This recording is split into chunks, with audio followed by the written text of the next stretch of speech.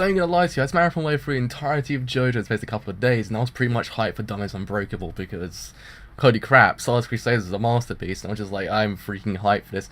And this episode delivered. This episode freaking was amazing. Like, in a sense, it was a nice context kind of episode, since it just opened up everything that we needed to know about Morio. In a sense, Morio I kind of like as a town itself, because it's kind of just a really normal town. Like, it's just a really normal place.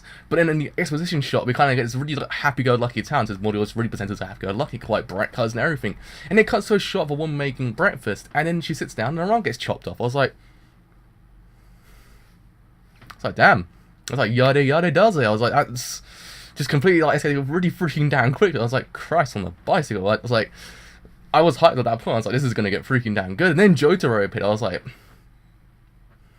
yes. We know in this case he actually was going there to find Josuke, in this case, who's the main character of this anime. And since I like his character as well, I like Josuke's character because he's really freaking normal, and since he's different to what I'm used to seeing in a Joestar kind of person, and since he's just extremely normal, and since he's not got anything to him that can actually make him more eccentric, more out of the ordinary besides his stand, he hasn't got anything. He's just a really freaking normal person, like he's going to school and everything.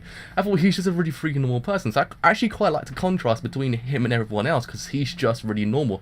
Besides when you piss him off about his hair, in a sense, you kind of get the impression he doesn't like getting his hair take the mickey out of, in a sense he gets really pissed off about it, and actually will get his stand out and then decimate you freaking down quickly. Since we kind of get to that point as well, his actual stand can actually rearrange things, since when he breaks something, he can actually bring it back, but bring it back completely like different, since it's not exactly the same as it was before. So you kind of see that in a Jotaro versus like Josuke kind of fight. We see that because he actually like breaks his like hat, but he kind of brings it back to slightly normal, but it's not kind of almost the same. It's like a bit broken. I was kind of like, okay, that's kind of is interesting. And so we also have this really interesting like kind of stand as well. The stand for this actual episode itself is actually really interesting, since it's actually kind of, it's more out of the ordinary, since it can actually possess other people and actually just do its bidding. And since we kind of find out this is like crime person, since this really, really bad person, like he's gone to prison and everything, he's done a lot of crimes, his really, really heinous crime, which got you sent to death. So in that, he was getting sent to death, but didn't actually die. At that point, he must have come a stand user and actually escape. That's what Jotaro was telling us. And at that point, it actually kind of sets for his actual kind of character. In this case, his name is actually Angelo. So then I'm guessing at that point, his stand can actually invade other people. In a sense, he actually can invade and then take them over and basically just use them for his bidding. So we kind of find out later in the episode when his like kind of convenience store gets robbed.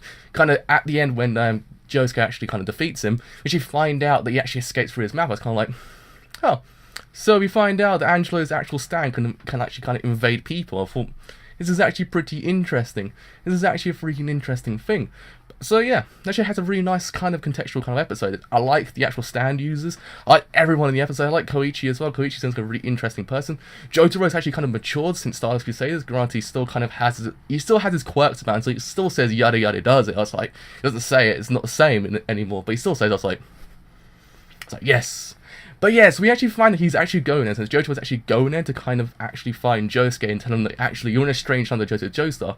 Since at that point you find out Joseph Joestar had an affair, I was like, he cheated on Suzy Q. He's cheated on her. How would you do that? How would you freaking do that? It's Suzy Q, mate. And actually find out the Joestar family is in turmoil at the moment because of that. The actual kind of like affair has been like kind of brought to light. So I was like, holy Christ, so this is actually getting really freaking interesting, in the sense, I kind of want to know what's happening in the actual other place, because we actually find out as well that Jojo Joestar's actually now this like kind of a state mongrel, in the sense he's actually this person who goes around just buys stuff, like he's a state person, he's actually really powerful in that regard. Also find out that Jotaro is actually a marine explorer, and so I was like, so he's actually gone from taking down Dio to being a marine explorer. I thought, so he's actually kind of prolific in the scientific kind of area in that regard. I thought, see? So he can actually change, and actually kind of interesting in that regard. I thought, huh, what do you know? It's actually become really freaking interesting. So yeah, I'm pretty hyped for next episode, because we see Angelo at the end of the episode go to Josuke's house. So I know what's going to happen there. It's going to be freaking damn interesting to see what's going to happen there. I can only say, I'm freaking hyped for this Is Unbreakable, because I know first when it got announced, I was like, I have to go and watch JoJo now, because I did watch JoJo, but I didn't actually get to finish JoJo. I don't know what happened, but I didn't finish it, so I was like, I had to finish it to watch Is Unbreakable. And yeah, I like Josuke's character. Josuke is really interesting. Jotaro is still Jotaro. I was like, if you change Jotaro at all, it's not the same. You know, he's actually got a different suit on now. It's kind of like white. I was like, kind of different. It's like yada yada. It's kind of different. I like it.